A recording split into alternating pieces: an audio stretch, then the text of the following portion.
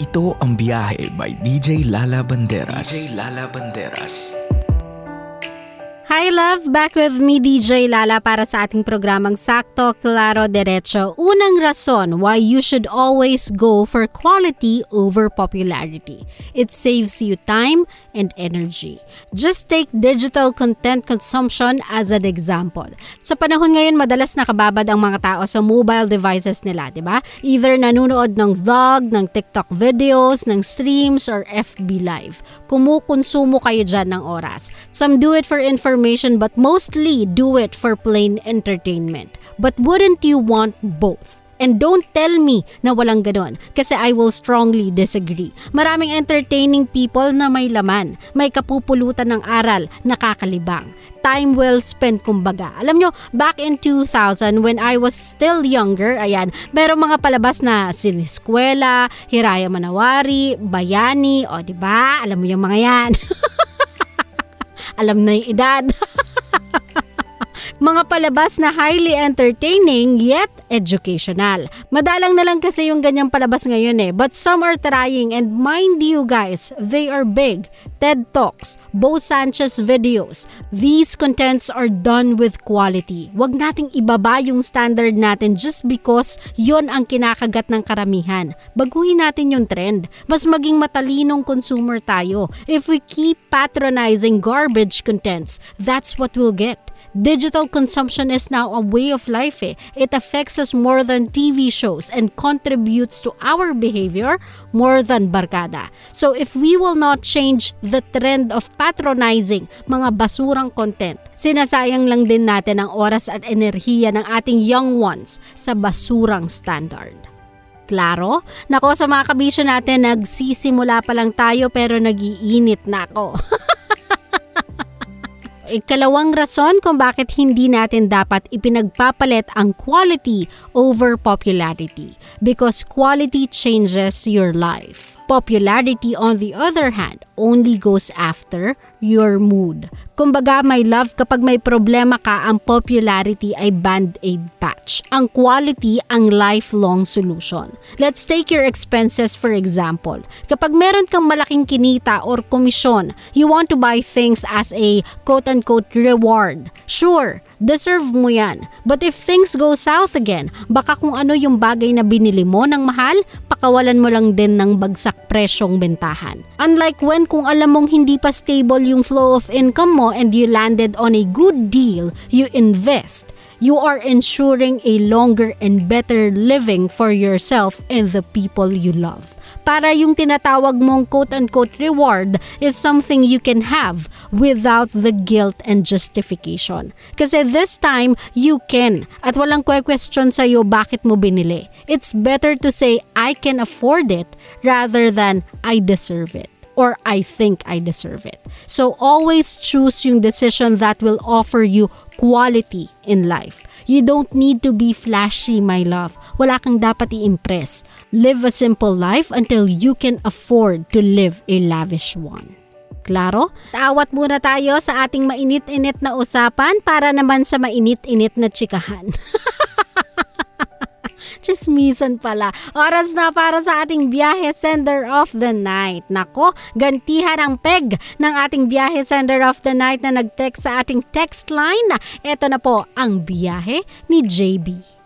Hi DJ Lala, pa-advise naman po. Tawagin niyo na lang ako sa pangalang JB, 38 years old ng Angeles, Pampanga. Kasal po ako 7 years na kami ng asawa ko. 2015 ng ibang bansa ako. 4 years ako doon at nagkaroon ako ng ka-live-in. Pero pag uwi namin ng Pinas, naghiwalay na kami at bumalik ako sa pamilya ko.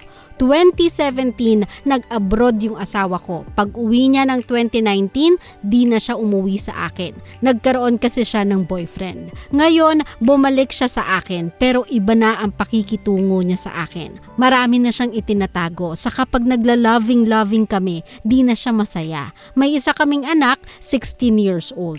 Tama ba na ipagpatuloy ko pa ang relasyon namin? Mahal ko siya pero iba na ata ang mahal niya.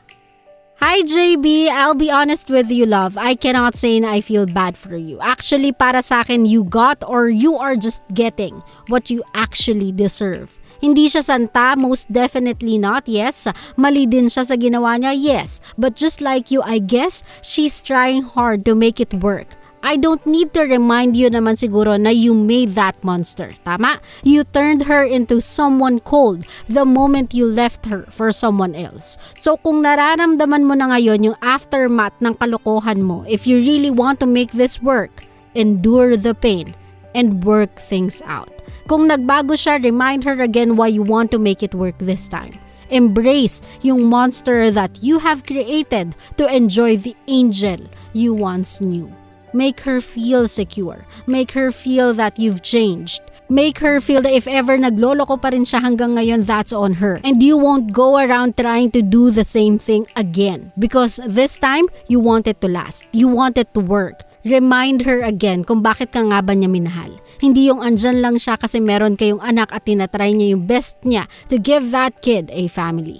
Ligawan mo ulit, my love. Kumbaga, JB, make her feel the romance so you both can enjoy the lovemaking. Huwag mong gawin yung lovemaking out of pangangailangan mo bilang isang lalaki. That experience was once intimate between the two of you. If you want to bring your old wife back, bring back the man she once trusted and fell in love with. Ika nga nila, JB, it takes two to tango. You cannot give something that you don't have. You cannot demand something that you cannot give. So kung gusto mong bumalik sa'yo yung dati mong asawa, ibalik mo yung dating ikaw.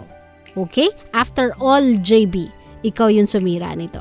You have to fix it. Okay?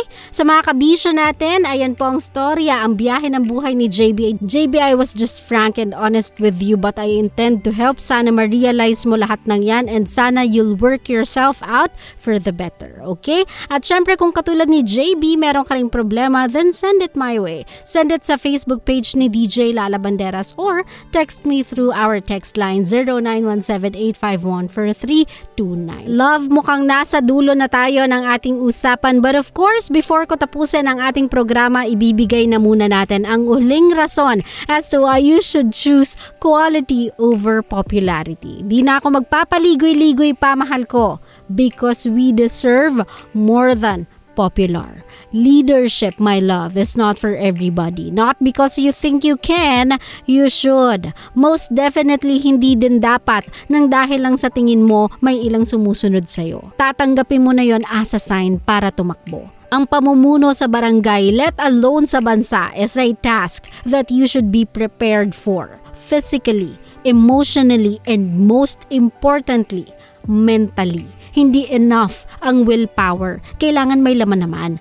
Time and time again, napatunayan na natin na kapag bumoto ka lang out of popularity, kapalit nun ay kalidad at kawalang alam sa ginagawa nila. Kasi uulitin ko, hindi enough ang puso or passion for serving. You need plans, platforms, knowledge on how to lead. So sana matuto naman tayo. Though sirang plaka na ang marami dito, still, it won't hurt to remind you again, my love, choose quality over popularity. Okay? Nako, sa mga kabisyo natin, I think that's it for me tonight. Maraming salamat po for sticking with me for 3 hours of our show. Sana po marami kayong natutunan sa ating biyaheng quality over popularity. At syempre, kung gusto nyo ng repeat performance ng ating mga previous episode ng biyahe, all you have to do ay pumunta sa YouTube channel ng Love Radio Manila. You can also check out my socials, DJ Lala Banderas on Facebook, Twitter, Instagram, TikTok, and Laika. Nakasama nyo si DJ Lala para sa aking programang sakto, klaro, diretso ng 90.7 Love Radio. GV lang, walang hate, puro love lang. Good night everybody. I'll see you guys again tomorrow. Bye! Love you! Always your number one SM radio station. Love Radio. Love, kung natuwa ka sa aming video, i-click mo na yung subscribe button at yung notification bell para naman notified ka sa mga bago naming videos.